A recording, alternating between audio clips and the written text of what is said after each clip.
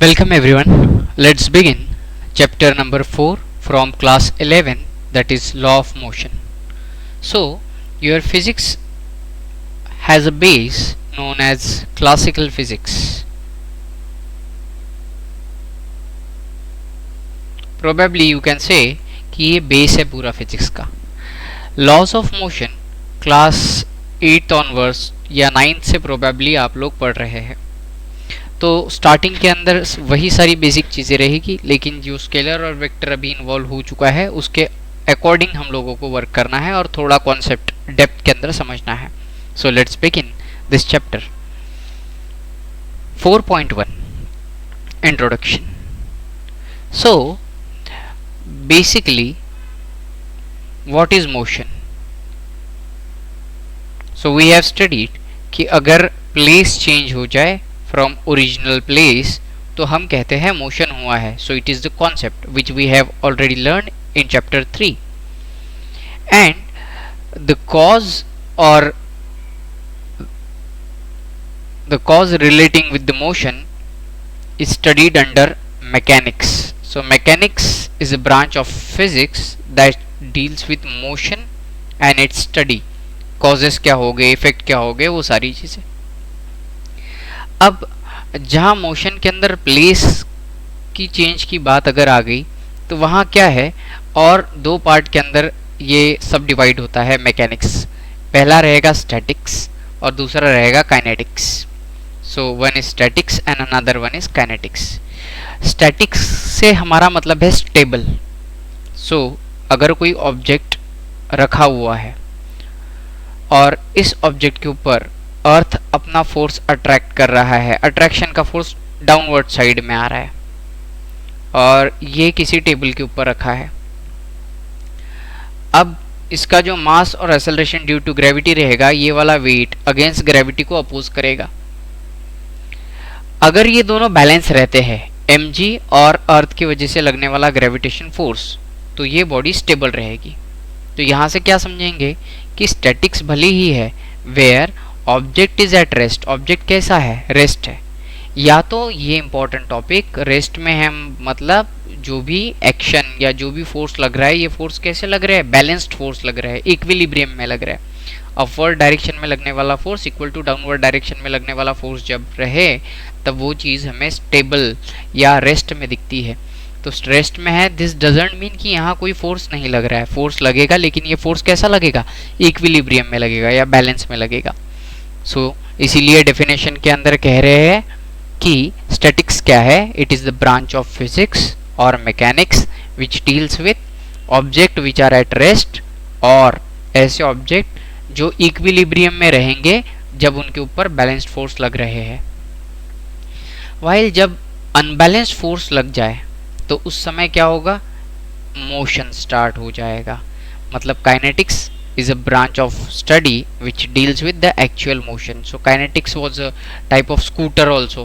ठीक है, वो जो लूना आती थी काइनेटिक की, तो kinetic was a branch which deals with actual motion. Now kinetics is again subdivided into two parts, that is kinematics and dynamics. Okay, now what do you mean by kinematics? So in kinematics we describe different kind of motions, but why they are happening and what will be their effect हम यहाँ discuss नहीं करेंगे. So if we discuss motion without the cause which is causing the motion, we call kinematics.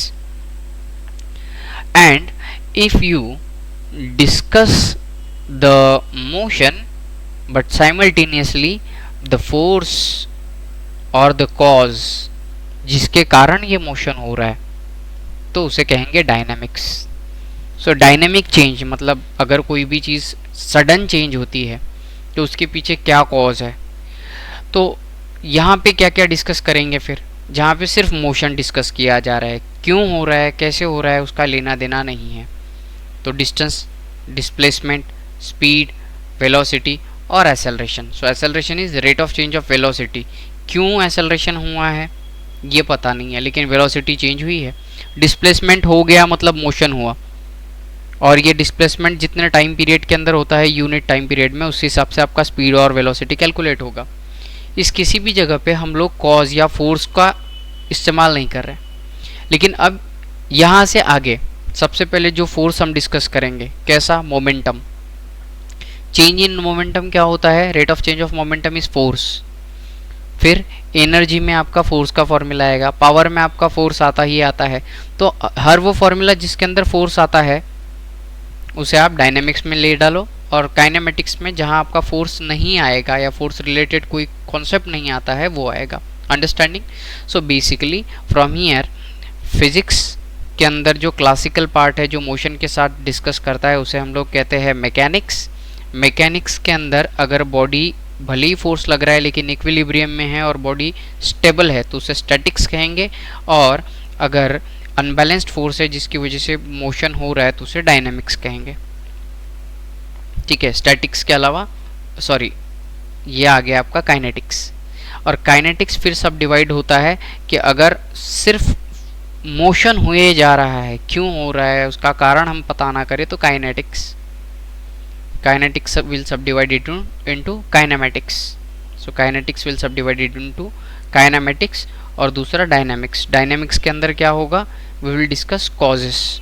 तो यहाँ force आ गया है, फिर power आ गया है, एनर्जी आ गई, यहाँ डिस्प्लेसमेंट आया और एक्सेलरेशन आया, वेलोसिटी आ गई। Understanding? So this is it. After moving from 4.1 let's move on that what are different kind of motion. So there are different kind of motion, और ये सारे के सारे मोशन डिपेंड करेंगे इसकी इनिशियल वेलोसिटी और एक्सेलरेशन।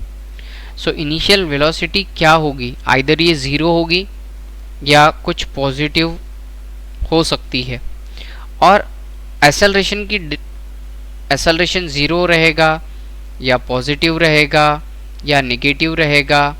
अगर ये पॉजिटिव नेगेटिव जैसे भी है तो इसका लाइन ऑफ अलाइनमेंट क्या होता है? जिस डायरेक्शन में आपकी इनिशियल वेलोसिटी है अगर उसी डायरेक्शन में एक्सेलरेशन हो तो क्या होगा? अगर एक्सेलरेशन परपेंडिकुलर हो जाए तो क्या होगा? ये ऐसी कुछ चीज़ें इस पार्ट के अंदर आपको डिस्कस करनी है। So basically you do required initial velocity and acceleration to define the type of motion which is there. So let's begin. A, linear motion किसे कहेंगे? लीनियर मोशन में सबसे पहले आपकी इनिशियल जो वेलोसिटी है ये आइदर ज़ीरो हो सकती है या नॉन ज़ीरो हो सकती है। नॉन ज़ीरो में आप पॉजिटिव कंसिडर कर सकते हो या नेगेटिव कंसिडर कर सकते हो। ओके, नाउ अगर आपका इनिशियल वेलोसिटी ज़ीरो हो मतलब ये रेस से स्टार्ट कर रहे हैं, और एक्सेलरेशन किसी भी डायरेक्शन में रहे, so acceleration in any of the direction, तो ठहरी हुई चीज़ है। एक्सेलरेशन हुआ मतलब चेंज इन वेलोसिटी हुई, तो अगर चेंज इन वेलोसिटी होगी तो ये बॉडी थोड़ी क्यों ना हो उस डायरेक्शन के अंदर जिस डायरेक्शन में एक्सेलरेशन है उस डायरेक्शन में सीधी सीधी मूव करेगी। इसीलिए हम कह रहे हैं कि जब इनिशियल वेलोसिटी ज़ीरो है और एक्सेलरेशन कहीं से भी लग जाए किसी भी डायरेक्शन में तो भी फाइनली आउटपुट क्या आएगा? लीनियर मोशन ही आएगा। So object will have linear motion.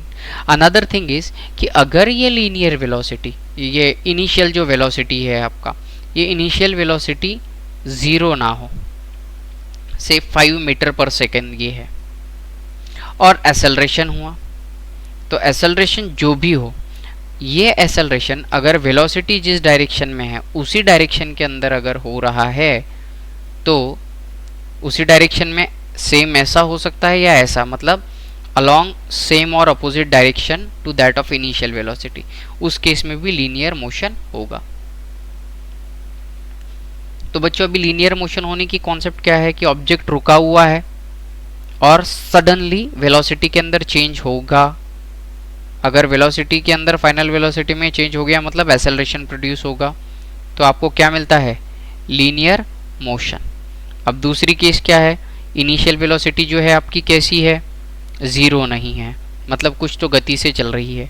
अब अगर इसकी वेलोसिटी चेंज हो रही और v हो गई, लेकिन ये सेम डायरेक्शन के अंदर अगर चेंज हो रहा है मतलब एक्सेलरेशन इन सेम डायरेक्शन होगा, या तो ब्रेक अगर आपने लगाया तो ये डी एक्सेलरेशन हो जाएगा जो कि अपोजिट डायरेक्शन में है, तब भी गाड़ी आपकी स्ट्रेट डायरेक्शन में जा रही है, मतलब लीनियर मोशन है।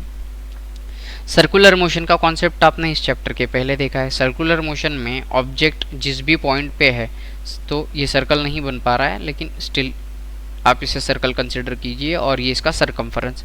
तो सरकमफरेंस के किसी भी पॉइंट पे जो ऑब्जेक्ट है, इसकी लीनियर वेलोसिटी कैसी रहती है? अलोंग द ट्रैजेक्टरी, या तो फिर हम ये कह सकते हैं कि टेंजेंट के डायरेक्शन के अंदर वेलोसिटी हमेशा रहती है। और आपका एक्सेलरेशन कैसा था? परपेंडिकुलर। और तब कौन सा मिल रहा था आपको? Circular motion. So let's have circular motion क्या रहेगा? सर्कुलर मोशन जब आपकी इनिशियल वेलोसिटी 0 नहीं है, और एक्सेलरेशन कैसा है? Throughout perpendicular to the velocity है, तब कैसा मोशन होगा? सर्कुलर मोशन होगा। पिछले चैप्टर में हुआ है, याद रहेगा। पैराबोलिक मोशन की क्या केस है? पैराबोलिक मोशन के अंदर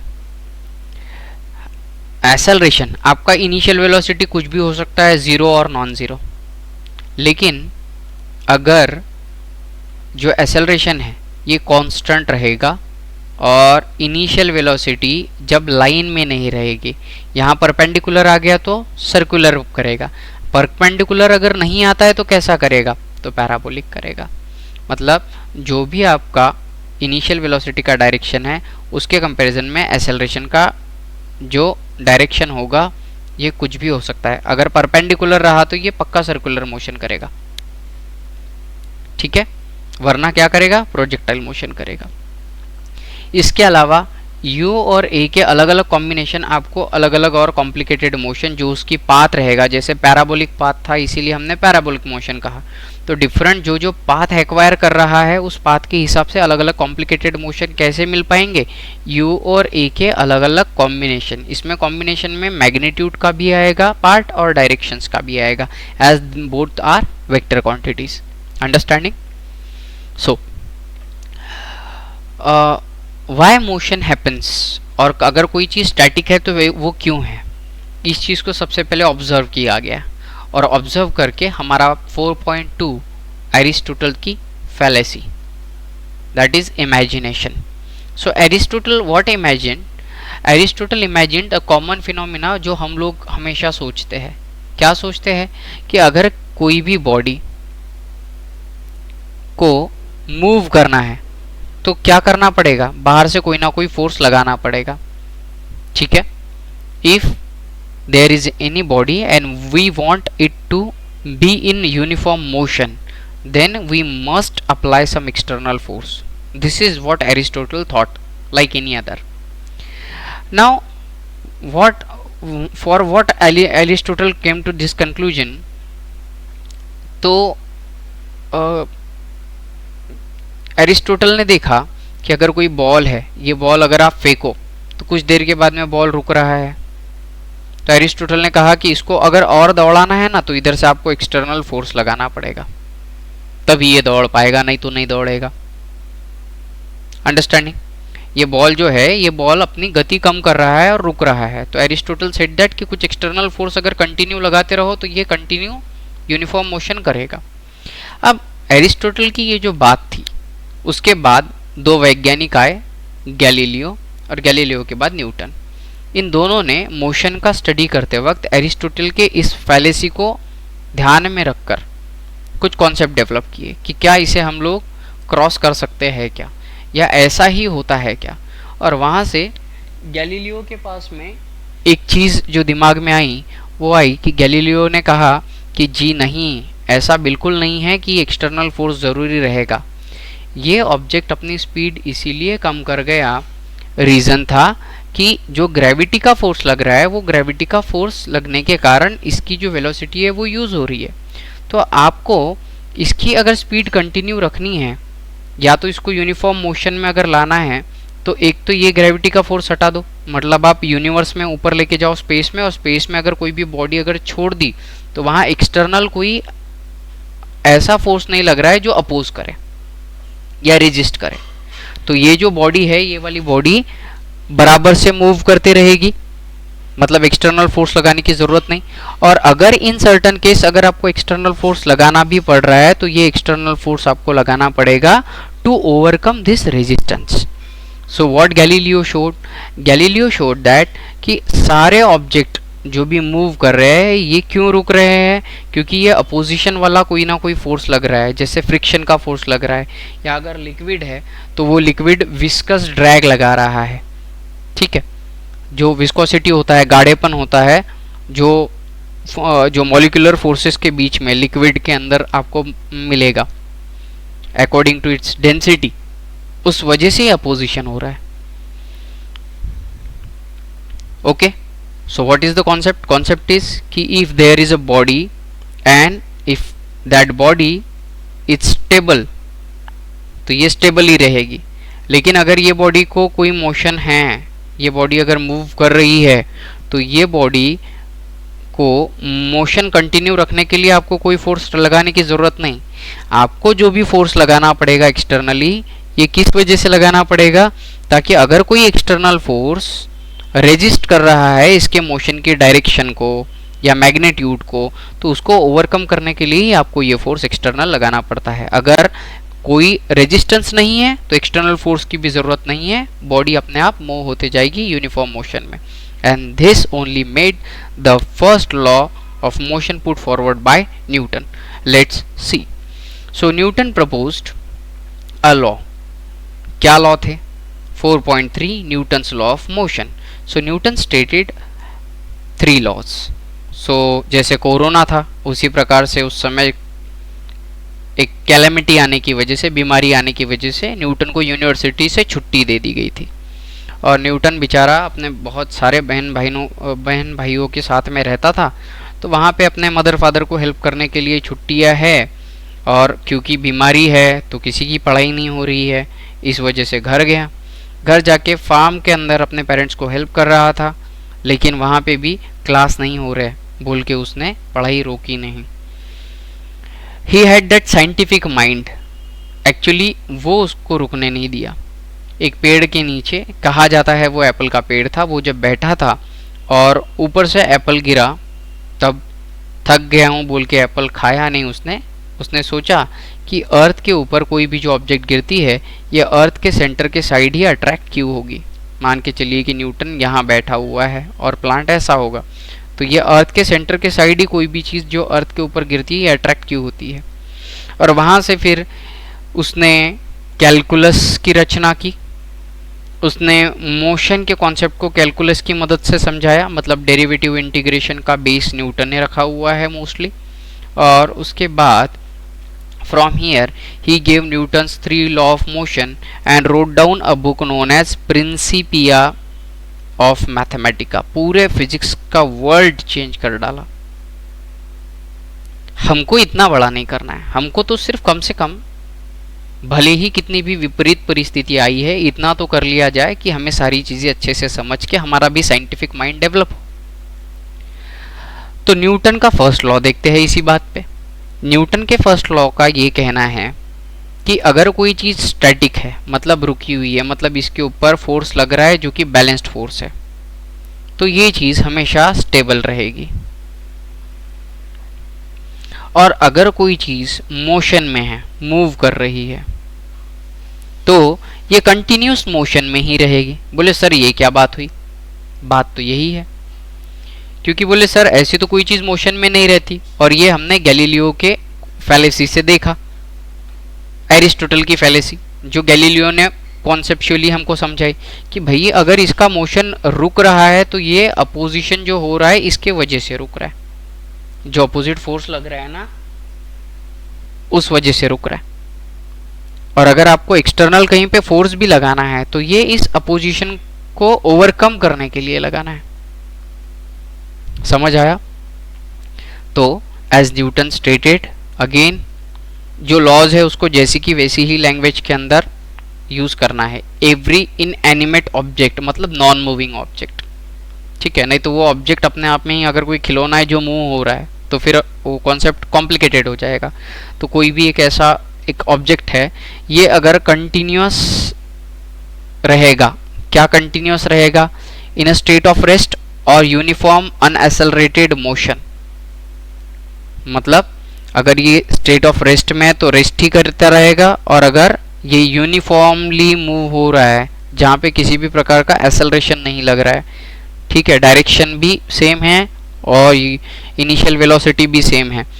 तो ये लीनियर मोशन के अंदर जो मूव कर रहा है ये जैसे का वैसा, या तो फिर ये सर्कुलर मोशन में भी अगर मूव करते रहेगा, लेकिन एक्सेलरेशन और यूनिफॉर्म मोशन का जो कॉम्बिनेशन है ये अगर सेम रहे तो ये कंटिन्यूसली वैसे ही मूव करते रहेगा अनटिल एंड अनलेस, कब तक के, जब तक के कोई एक्सटर्नल अनबैलेंस्ड फोर्स इसे अप्लाई ना हो।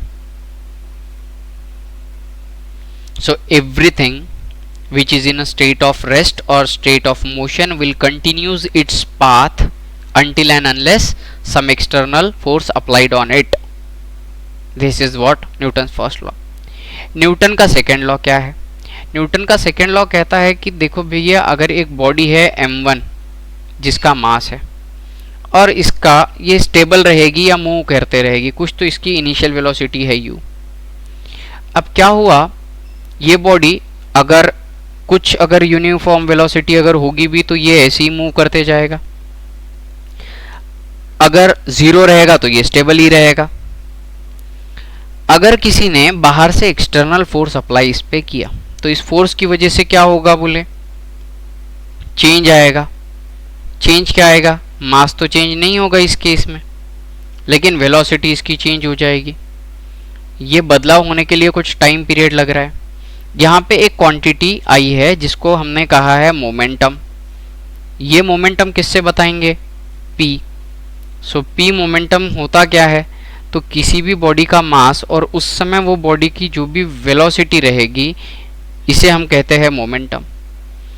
तो अगर जिस डायरेक्शन में ये बॉडी मूव हो रही है उसी डायरेक्शन के अंदर अगर आपने फोर्स लगाया तो बॉडी की वेलोसिटी के अंदर चेंज आया, तो इसका इनिशियल मोमेंटम क्या होगा भाई, इनिशियल मोमेंटम होगा m इंटू यू, और चेंज होके फाइनल मोमेंटम क्या आएगा, m into v. So change in momentum क्या, ये बदलाव होने के लिए टाइम पीरियड लगा t। Change in momentum per unit time कैसे कैलकुलेट करेंगे, तो final momentum minus initial momentum divided by t, which is, और ये सारा किस वजह से हुआ, किसका इफेक्ट आया, ये जितना ज़्यादा फोर्स उतना ज़्यादा आपका वेलोसिटी का चेंज और उतने कम समय के अंदर हो सकता है। तो या तो समय कम होगा या तो वेलोसिटी चेंज हो जाएगी। तो इस केस में आपका आया ये m v bar minus m u bar divided by t, that is mass बाहर, और ये v minus u divided by t is your acceleration, so m into a. This is what your Newton second law का derivation.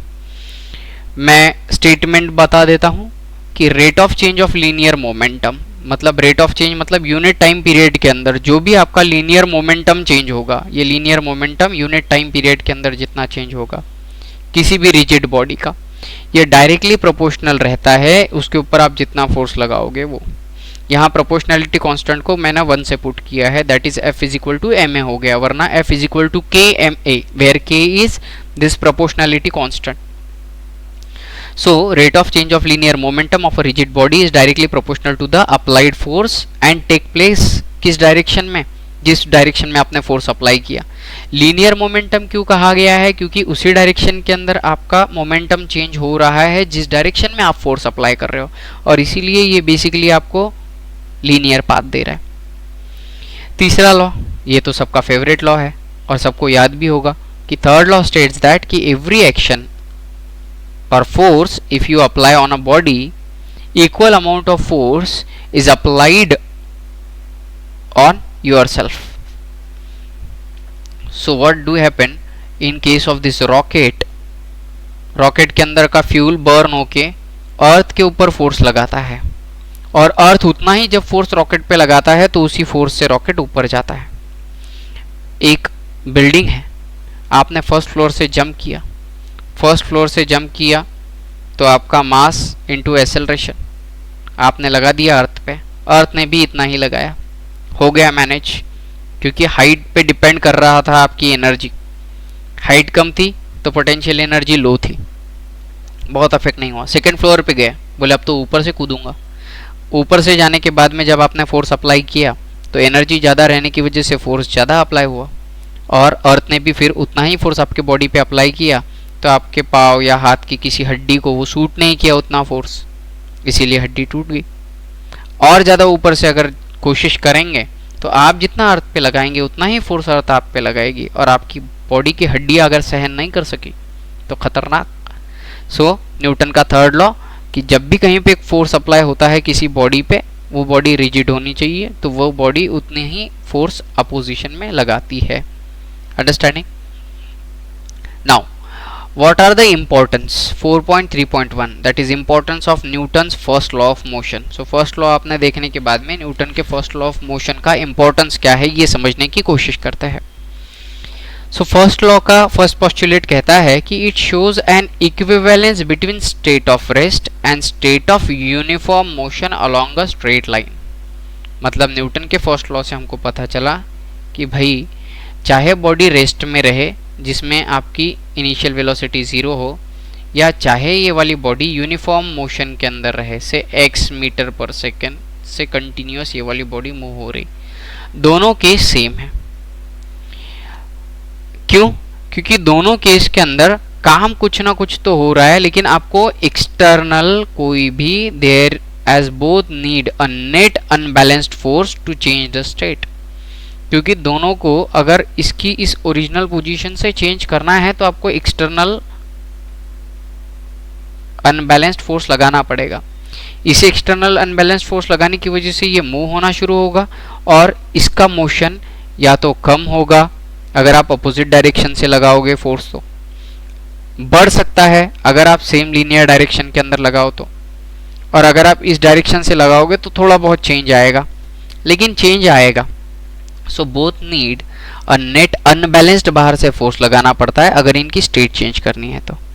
और इन दोनों को मतलब चाहे ये स्टेट ऑफ रेस्ट रहे या state of uniform motion along a straight line रहे, दोनों को हम लोग क्या कह सकते हैं? स्टेट ऑफ मोशन कह सकते हैं।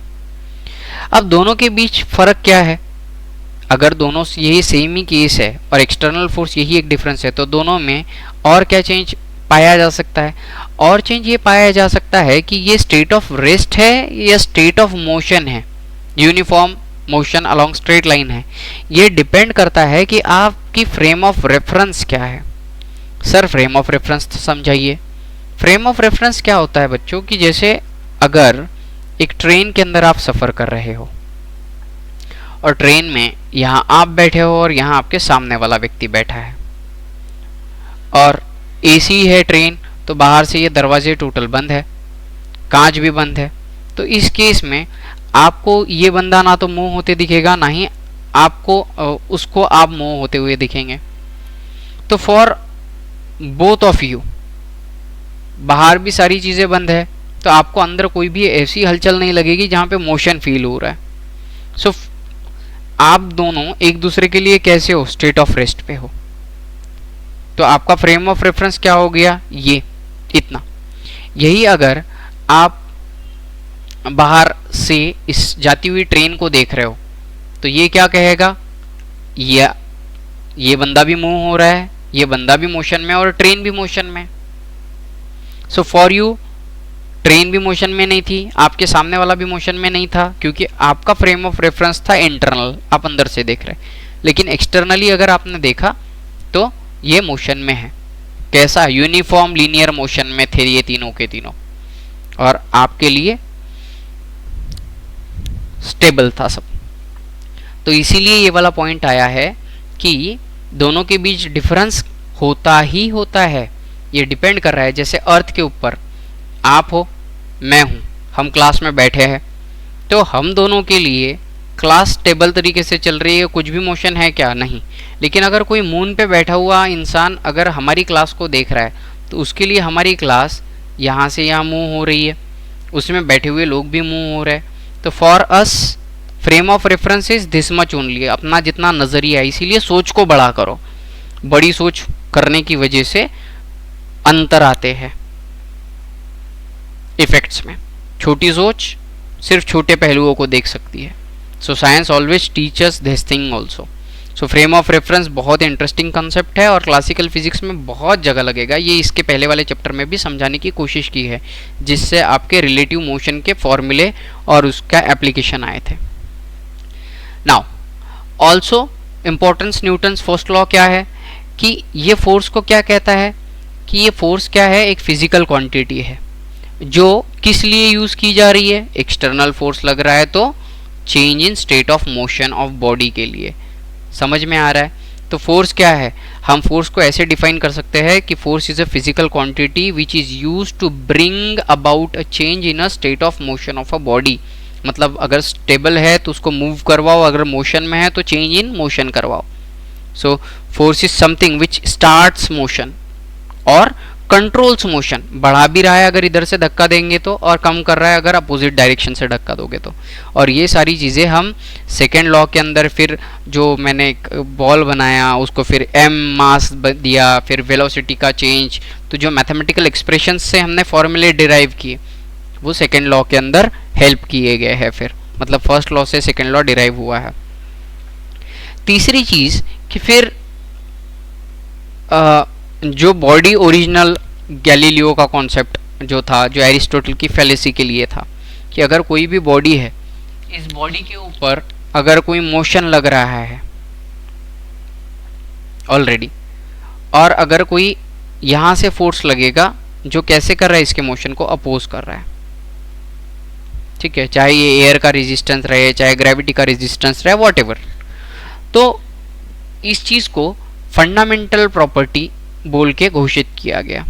और ये फंडामेंटल प्रॉपर्टी का नाम दिया है inertia.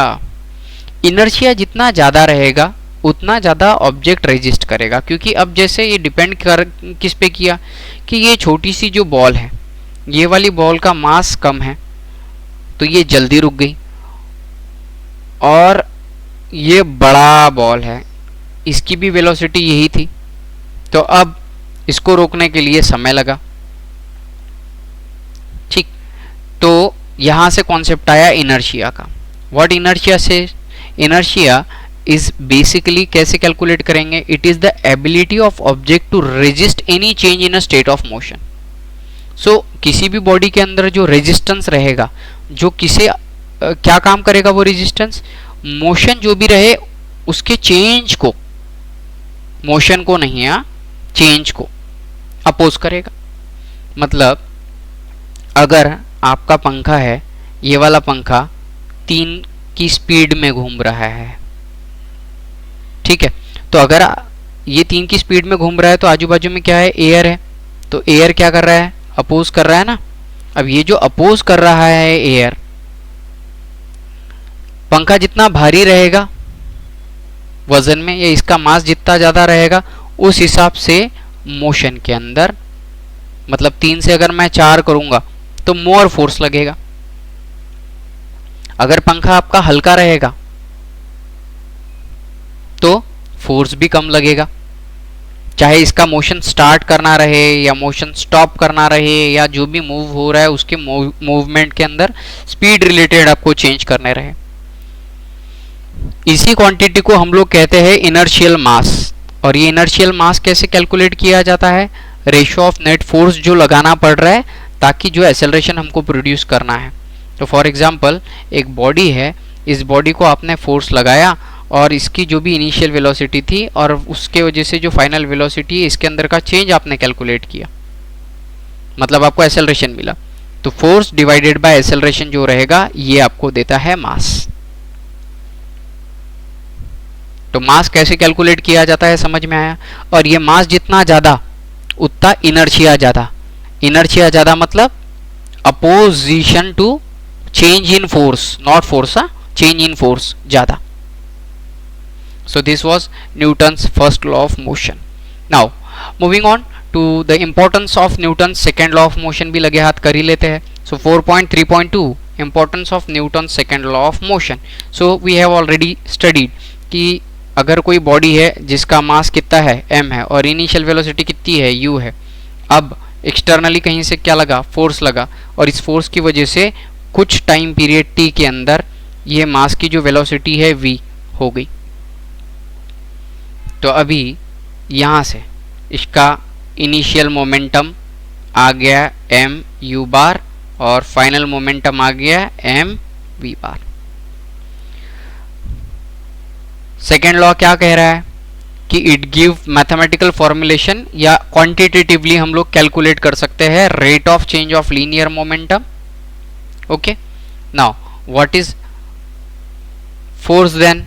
Force is equal to rate of change of linear momentum dp by dt. यहां से कैसे आएगा फिर? d by d t, momentum क्या होता है? Mass into change in velocity. अब प्रोडक्ट रूल लगाएंगे तो mass dv by dt plus velocity और dm by dt.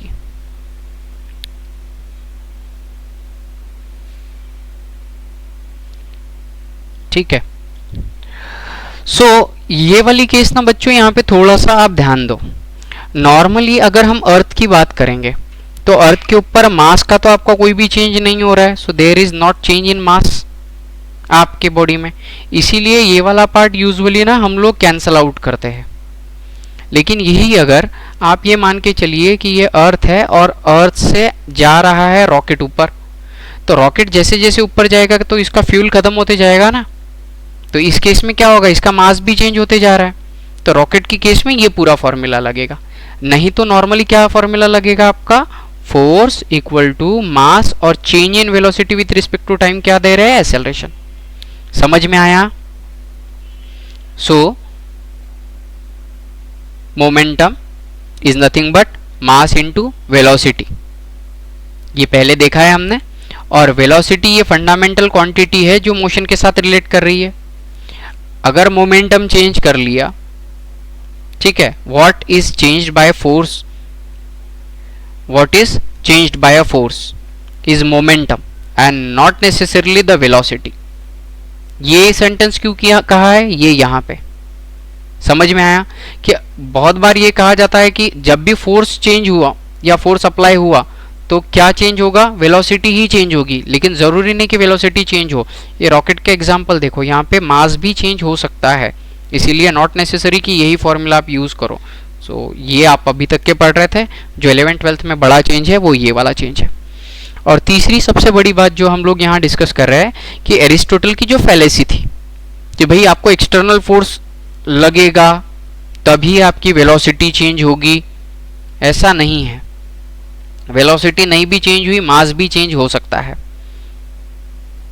So Aristotle फेलासी जो थी उसका इमेजिनेशन जो था रिगार्डिंग द मोशन करने के लिए एक्सटर्नल फोर्स लगाना जरूरी है यूनिफॉर्म मोशन के लिए, ये भी हो गया यहाँ फेल.